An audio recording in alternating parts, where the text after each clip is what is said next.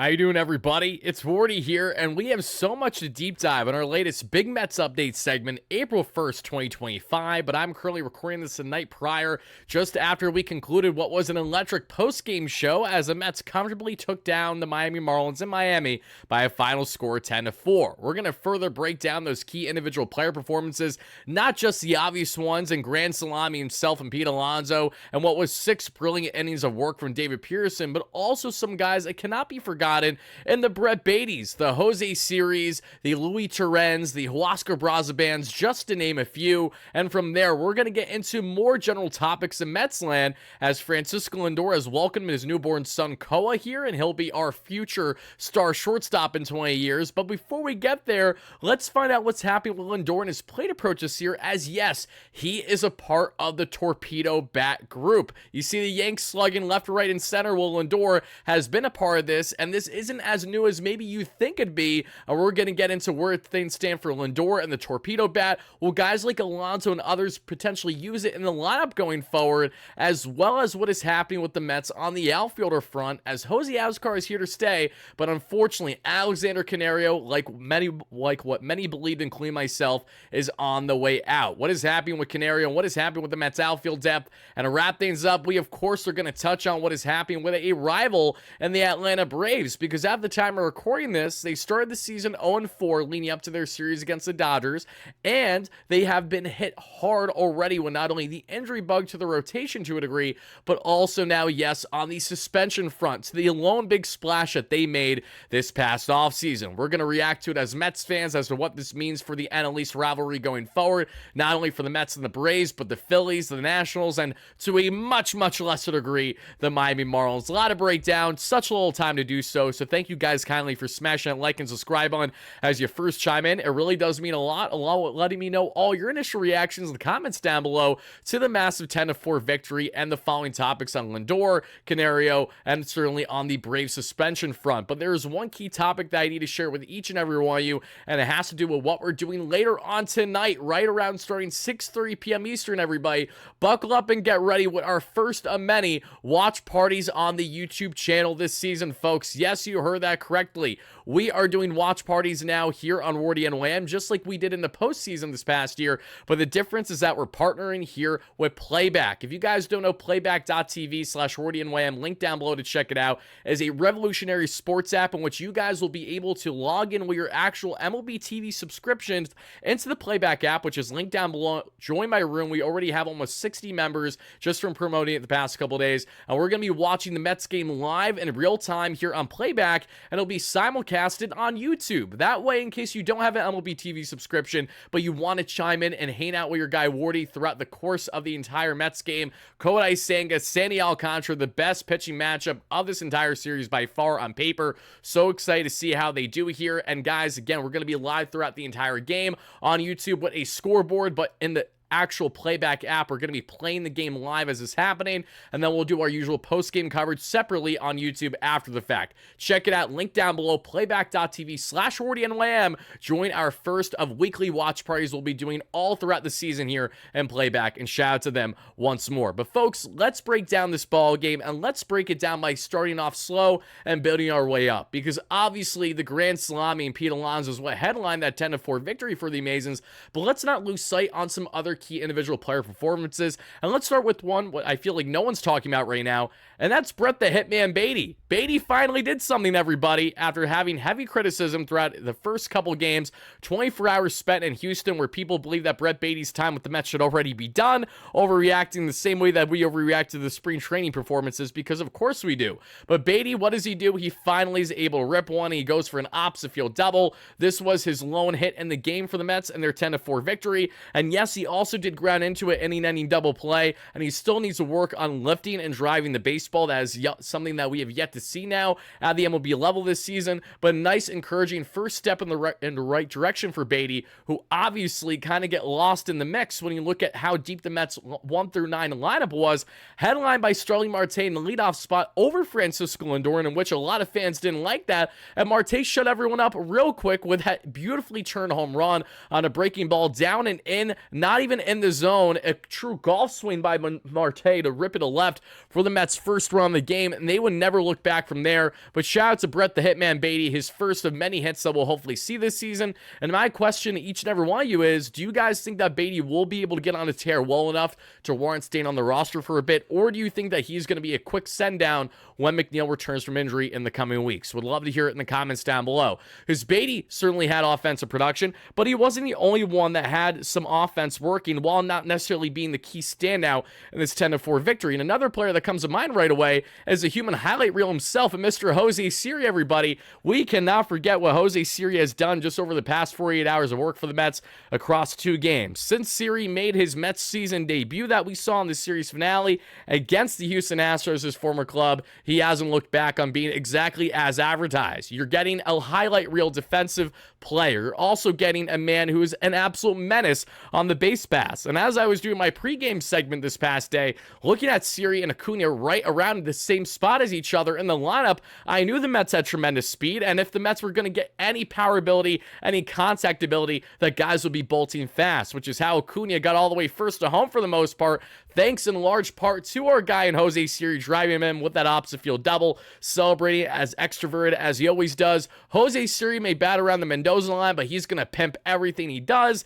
He's going to play absolutely electric defense. He's going to steal you bags, single-handedly steal you runs, the way that he was the only man that seemed like he gave a damn on the offensive end outside the one and only in Juan Soto, and their series finale lost in Houston by a final score of 2-1. But Mets fans, I want to know from you guys on a scale of 1 to 10, what is your excitement level with what Jose Siri could potentially do for the Mets this season? Because he has all the makings to be exactly what Harrison Bader wishes he could be for this Mets team, and I will continue to beat that drum. He might have a lower floor than Bader, that is true, but his ceiling is higher both offensively and defensively, and the base running. Bader's trying to like singles into doubles when he shouldn't be doing it because he's a little bit above league average sprint speed wise, but not the speed demon like he was a couple years ago. Siri is absolutely that speed demon. He is the guy along with Acuna that I have the absolute most faith in this Mets lineup, that if he is going to have an infield single, that's going to be because of that speed bolting down the first baseline.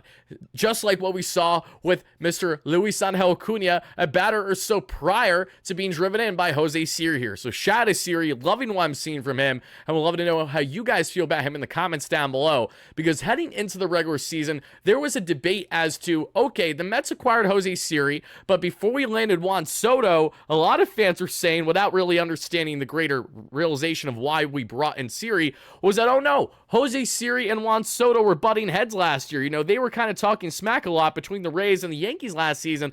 I don't think that they're going to work well in the clubhouse. Lo and behold, it just takes a day or two for Jose Siri and Mr. Juan Soto, both Dominican, if I'm not mistaken, too, fellow countrymen, chopping up and having an absolute blast with each other right away and feeling like brothers, a part of this Mets squad, because we know that Juan Soto is going to get help defensively from Jose Siri this year. But what if Juan Soto doesn't need the help? What did we see him do in tonight's game? Something that I feel like a lot of people aren't going to pay attention to because they're more focused on the offensive output. And when Soto only has 1 hit, which is a 106-mile-per-hour scorching single, mind you, that we saw pull to right, that was impressive enough. But it's another for the Mets to go out and win the game comfortably the way that they did, and then go out and do it to the extent that they did here, everybody, with Juan Soto having a defensive web gem on the run, making the snag, the one-handed snag there. What a catch by Juan Soto. I'm not seeing any of those schmuck Yankee fans talking about his bad defense. It's almost like Juan Soto is better than he's being made out to be, and here's why. Soto has had 2 key defensive seasons in his career. Pretty much his rookie year or so, sophomore year if you want to call it, and then his final year in DC. Both of which with the Nationals, both of which he performed really well. And since being traded from the Padres and then the Yankees and bouncing around the past couple of years, Soto wasn't able to really have that stability defensively the way that he'd hope. Now fast forward to present day, Soto's with the Mets on that massive $765 million deal across 15 seasons. And when asked about what he's hoping to do most heading into the season, Soto said verbatim, I am hoping to win a Gold Glove, and I'm priding myself more on that than actually winning a batting title, because he wants to shut up the naysayers naysayers, i.e. the entire Yankee fan base, because they can't get over their sexy ex that simply didn't want to return home after being in a pretty uncomfortable and unstable relationship where it was pretty lopsided, where especially in times where you need your partner most, there was only one person to step up in Juan Soto, and the other, that being the captain and Aaron Judge, nowhere to be found in those key and clutch moments. But that's a tangent for another day. Let's just focus on the reality that Juan Soto's a Met, and even on what you would say is a down day for him, where everyone else is producing but him in the lineup, he is still giving you a web gem and a 106-mile-per-hour liner, which no one, and I mean no one, is going to complain about. But Soto's an obvious one when we look at key standouts. So now let's take a look at not Starling Marte and not Brandon Nimmo, both of which had their home run heroics. I'm really happy with Nimmo, especially because he was grounding into some double plays. He hasn't had the best start to the season, but he ran into that one, and that's exactly in part why you will continue to see him at cleanup or at lowest the 5th spot, platooning with Vientos based on pitching matchups in the 4 and 5 hole throughout the entire course of the season. But there's one man who's trumped most on the extra base hits this year, and it's a guy that you wouldn't have expected whatsoever, and that is the man himself in Torrens. Guys, Torrens is doing the thing again.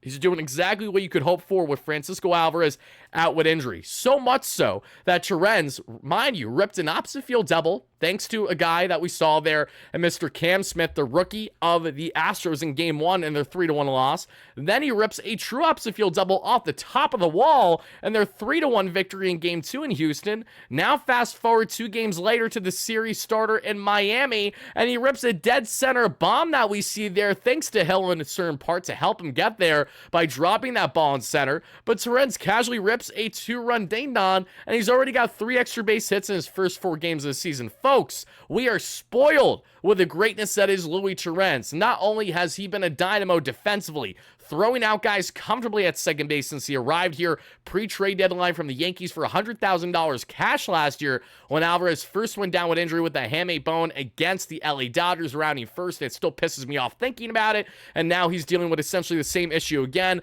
But Alvarez, who's hoping to return to the Mets as soon as the end of April or so, now we have a great problem on our hands, because if Torrens can keep this up and be a formidable catching option, then we're going to put ourselves in a great position where if you really want to ride the high hand at that point with Torrens, you can, but you have all the upside and ability in the world with Alvarez, who I firmly do believe can be one of the game's best catchers when looking at both offense and defense. He just needs to stay healthy, needs to get out of his head and lock in, put the head down, and play his game with that simple, compact swing that he worked heavily on this past offseason with a group that JD Martinez heavily recommended for him to work with in Atlanta, Georgia this past offseason. And no, it wasn't Truist Park and the Braves, thankfully. We're going to talk about the Braves later on this show and what is not going so hot there in Truist with Atlanta. But Torrens, shout out to him, an absolute dog. Hoping to see more of him. And before we get on to just a quick discussion on the pitching, everybody, we're going to briefly touch once more on what was the greatness from the polar bear himself and Pete Alonso, because this was a big game for Alonso, right?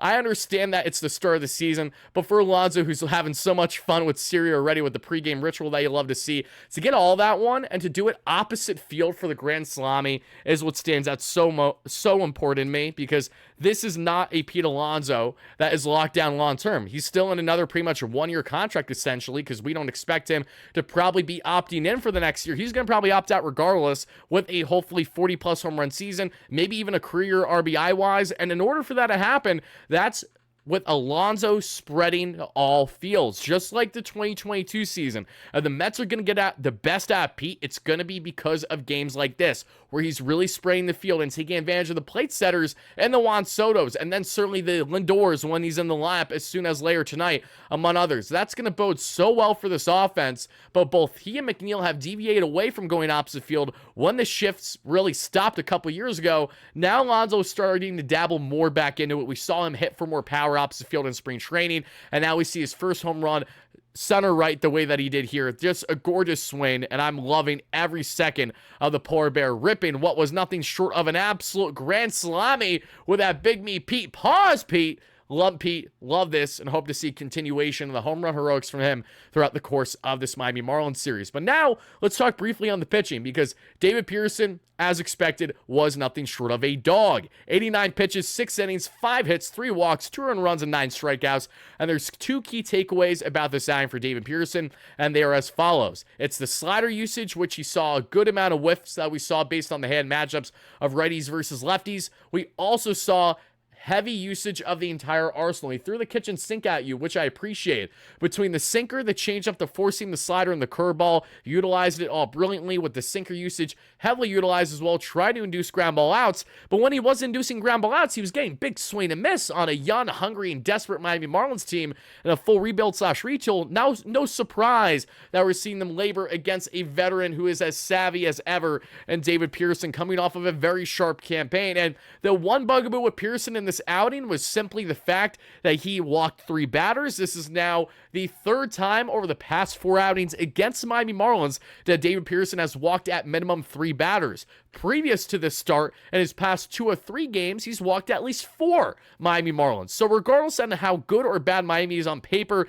Peterson has still fluctuated with the walk rate, but at least he had roughly 10 strikeouts to help back him up what was nothing short of a very solid outing, in which I rated in my post-game show a 7.5, very close to an 8 rating out of 10 on Wardy's pitching scale. But he wasn't the only standout pitching-wise in this matchup, and I don't have much highlights to roll, unfortunately, because I couldn't really find many clips of them. But guys, we do need to just have a brief conversation. It's unbelievably important on our biggest standout in the bullpen so far this year, and that's Huascar Brazoban. Brazo, can we appreciate the greatness that is him? First, he gives us 2.1 shutty against the Houston Astros when he was a last-minute bullpen call along with Max Crank right before opening day. And then Brazoban goes and gives the Mets 2 shutty, again, this time against his former team in the Miami Marlins. 1 hit allowed, 2 strikeouts. When you look at the arsenal, it was gorgeous.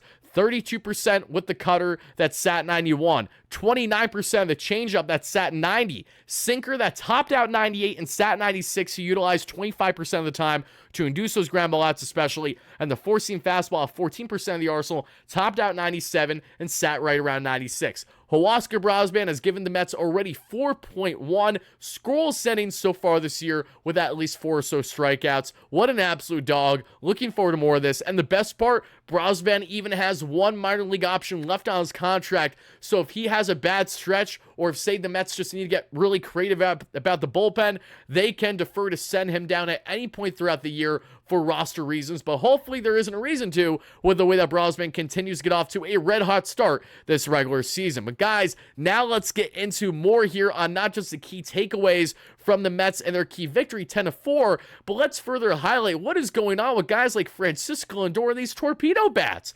Because, as many of you guys noticed, from the start of the season, we saw the end of the barrel looking a little shaved off there, a bit more emphasis where the label is on that barrel. Cue the torpedo bats, and no, he's not a New York Yankee. So what is going on with Lindor? Let's break down exactly what is happening with him, and we will go from there.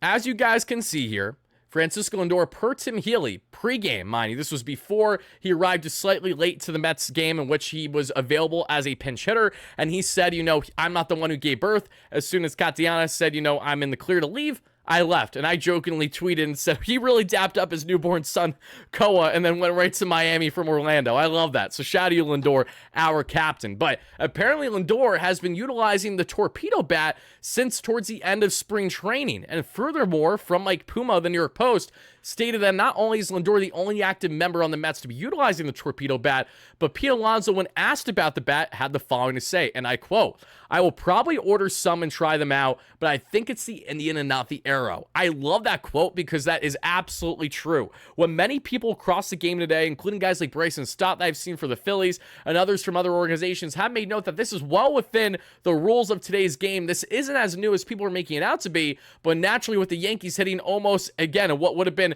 an MLB high in home run record in one game alone, where they had 9, 20, and 20 runs against the disgustingly nasty Nestor Cortez, and the Milwaukee Brewers. Trevor McGill, Tyler's brother, wasn't too happy about what he was seeing, understandably so, but this isn't going away anytime soon. So let's explain what exactly the Torpedo bat is, because what was reiterated on the broadcast this past night from Gary, Keith, and Ron is the following. Lindor not only has been utilizing the Torpedo bat since towards the end of spring, but this is something that he actually dabbled with north of 5 different variations throughout the course of the 2024 season. So what exactly is a Torpedo bat, and what is the purpose of players like Lindor and trying to utilize them? Well, let's look at this key clip that I have for each and every one of you guys, which I think is a fantastic breakdown, which comes from Driveline Baseball, and they are so smart on getting the best out of pitchers and hitters. Take a look. The Yankees offense has been dominating to start the season, and there's been a lot of conversation on some new bats that some players are using. Specifically, Jazz Chisholm, Anthony Volpe, Cody Bellinger, all using these bats with more mass closer to the handle. So it almost looks like a torpedo, where the cap is a little bit thinner, and there's more mass slightly below where the sweet spot would be. A lot of people have been freaking out, thinking that this is going to absolutely change baseball, that it's the equivalent to steroids, and that's not necessarily the case. So these bats are super innovative, but they're not changing max exit velocities. What they are doing is changing the collision efficiency for certain batted balls. Every exit velocity is a function of pitch speed, bat speed, and how well the batter squared it up. We can determine what exit velocities are possible as a function of bat speed and pitch speed. Sunshine Vivian on X went over this and looked at what it would look like if Jazz squared up a ball slightly below the barrel with the regular bat and this Torpedo bat. What she found is that with the collision efficiency being higher for the Torpedo bat, that is max exit velocity on a 92 mile an hour pitch with a 72 mile an hour swing, perfectly squared up, would go up by 4 miles an hour if it was hit 2 inches below this conventional sweet spot. The Yankees aren't the only ones doing this. We've seen this around the league from a few guys. It's likely going to become a lot more popular for guys that fall into this tendency to hit the ball a little closer to the handle. And it's well within MLB rules. I doubt it will be going away anytime soon. Just keep flying out in the Bronx. So again, exactly the point is going in direct hand with the type of plate approach that you already have as a batter. And after breaking down Anthony Volpe's numbers this past year, that went in large part why the Yankees expanded to do the bats the way that they did for key hitters. Not only Volpe, but Austin Wells, who took forever to hit his first 6 home runs, hit north of 6 in spring training this year, and then absolutely raked right away against Nestor Cortez, his former teammate, among others. Jazz, who again, in similarity to Lindor and how their plate approach is, having a lot of situations where the ball's kind of running a bit more closer that we see to the handle when they're making their swing. Now they can maximize the power ability a bit more there that we know by really emphasizing more of where you're going to have the meat of the bat instead of it being the entire barrel. Focus on where you typically barrel and then have it kind of shaved off towards the end the way that we've seen it with certain guys. So is this going anywhere anytime soon? No, it's not. As a matter of fact, we have seen a ridiculous amount of orders that have come into either guys like companies like Victus, Mariucci, among others. They're not going anywhere anytime soon. There's going to be a larger continuation of teams across Major League Baseball utilizing more of these custom bats, and I have no problem with it. Anything to give a batter an advantage over today's pitching, knowing how hard it is to hit in today's game, and knowing that hitting in home runs is what's going to drive always the most when we look at the monetary aspect of Major League Baseball. I don't have a problem with any of it. More home runs, more offense leads to more success for teams. Usually it leads to more entertainment for the average viewer to actually have interest in watching the game today. Shout out to Jack Lambert, the director of baseball ops at Driveline Baseball, for that fantastic breakdown. But I want to reiterate that with each and every one of you, because this is something that we will be seeing more of, and don't be surprised when Lindor is just one of multiple Mets batters that may find themselves utilizing said bat. But in the case of a guy like Alonso, he probably profiles more like an Aaron Judge, where he really doesn't need to have that kind of bat because it does make sense with the type of batter that he is.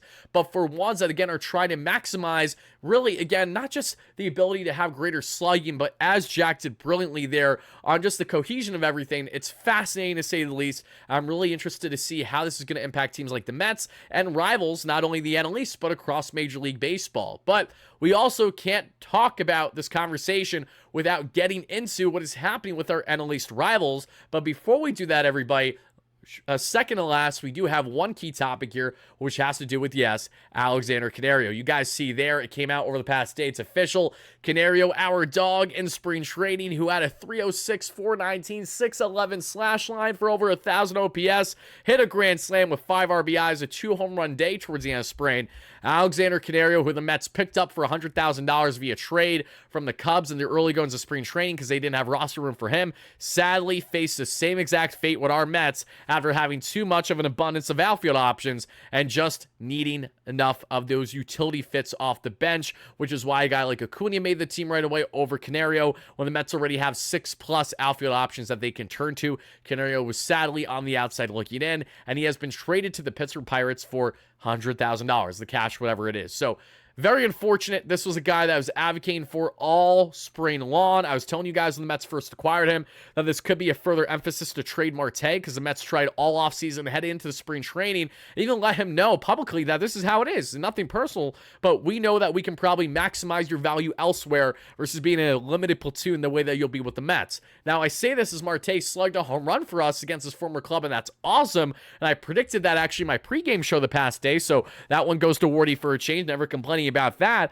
but Canario has a lot of raw tools, a lot of raw ability, and he can command all outfield positions, and at the MLB level, limited sample sizes, has exemplified the power, has had a decent amount of swing and miss, but still has looked good. So now Canario is going to be given a great opportunity in Pittsburgh where he's going to thrive in that park with that organization that's younger, more on the rise that we know there in the NL Central, but an absolute shame that the Mets were not able to keep this man, and he may very well go back to being one of many people that the Mets have parted with the Pittsburgh Pirates in recent years where you're saying, damn, you wish you had him back. And it started with Colin Holderman. Now, fast forward to present day, Alexander Canario has found himself on the list. But, guys, let me know your reactions to that. As we know, Jose Alzcar, who looked great in spring training too, a speedy outfielder from the Padres organization that we acquired over a year ago, did in fact clear waivers, so he's staying and he's in AAA outrighted, which is awesome. The case of Canario, though, he's a Pittsburgh Pirate, and so until we find out what's going to happen with him in his future, he's no longer a New York Met. Wishing you the best in Pittsburgh, Canario. So sorry it couldn't happen here in Queens. But last but not least,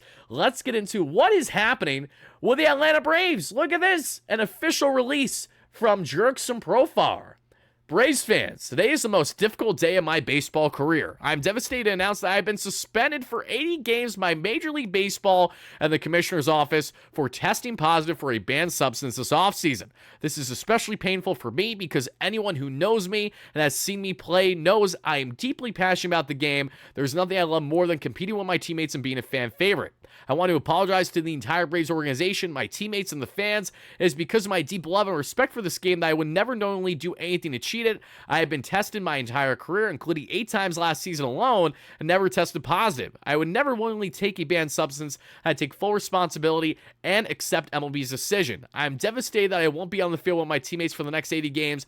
I look forward to competing again at the highest level this season upon my return. You want to talk about a big blow? This is a massive blow for the Atlanta Braves, everybody, and here's why. The Braves didn't just lose our guy in Mr. Jurickson Profar. That was their one splash that we saw this past offseason. It wasn't just that, everybody, but it was also the fact that by losing Jurickson Profar, this leads a greater question. Did he swindle the Atlanta Braves at all? Buddy just got a bag for the first time in his career, over $40 million contract on a multi-year deal. First time ever in his career that he was an all-star caliber player this past season with the San Diego Padres. Him and Jackson Merrill were absolutely electric, along with Fernando Tatis Jr. too, in that Padres outfield last year. Profar signs a steal fairly late in the offseason with the Braves, and right away, we find out that he suspended 80 games PEDs. What does this mean now? It means that Alex Verdugo, who they signed right towards the end of spring or close to before the year began, he signed on a minor league deal there with like $1 million base pay or so, and he's now going to be platooning with guys like Jared Kelenic and Stuart Fairchild in that corner outfield for the Atlanta Braves throughout the remainder of the season, and so they make a bigger splash leading up to the trade deadline, or have one of those 3 players that we listed step up and play competent enough to balance things out with the rest of that Braves roster, which is oh so deep when it's right. We know that, but this is a big blow to them. And it's kind of crazy to see yet again the Atlanta Braves getting screwed so hard to begin the regular season. It's in similarity to last year. They got hurt with the injury bug right away, and it only got worse from there. And when we talk about the injury bug, this is what we have to talk about, everybody. The Atlanta Braves already have put Ronaldo Lopez on the 15-day IL with right shoulder inflammation. That's not ideal. Bryce Elder, who obviously has had success and also not so much at the MLB level, gets a call up because of that, but listen, I'm never complaining about rival teams I despise in the NL East, getting worse.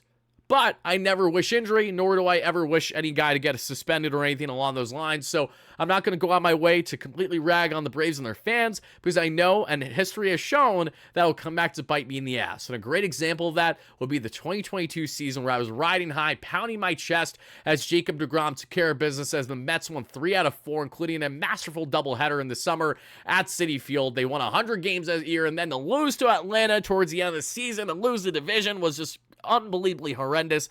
So Braves fans know where I stand. I'm going to talk smack at times when I feel it's warranted. Right now, I'm just more kind of shocked than anything else that the baseball gods have absolutely struck down on this organization. Maybe it's because of the fact that they illegally have Ronald Acuna Jr. and Ozzie Albies on the contracts that they have. And in case you guys don't know what I mean by that, go back and look up the scandal with the Atlanta Braves and their scouting with Ozzie Albies, Ronald Acuna Jr., among others.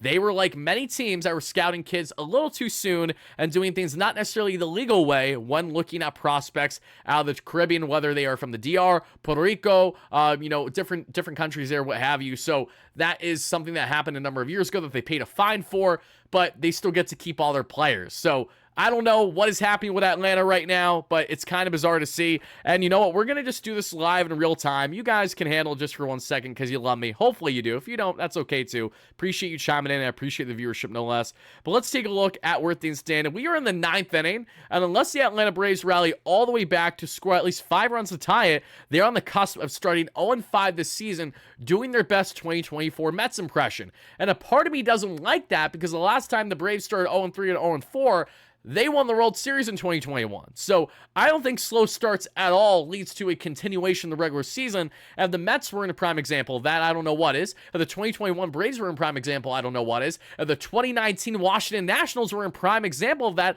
I don't know what is, right? You guys catch my drift. But right now, things are not looking good in Atlanta. They're pretty cold right now, and we'll see what happens next for them and their fans throughout the course of the 162. But folks, that is going to do it for our latest Big Mets update segment. Right around a half hour, I think we had a really good conversation here. I would love to know your initial reactions and thoughts in the comments down below. If you guys enjoyed the content, please smash that like and subscribe button on your way out. Let us know your key takeaways down below. And if you made it this far, help us get to 33,000 subscribers, folks. We're less than 600 away. Once we hit that next milestone, we are giving away a Mets jersey of whatever player you want on the roster. We've already given away 3 different giveaways since the start of the year. 2 Juan Soto jerseys and 1 Juan Soto Met shirt jersey, because everyone only wants Juan Soto related things when we do these giveaways.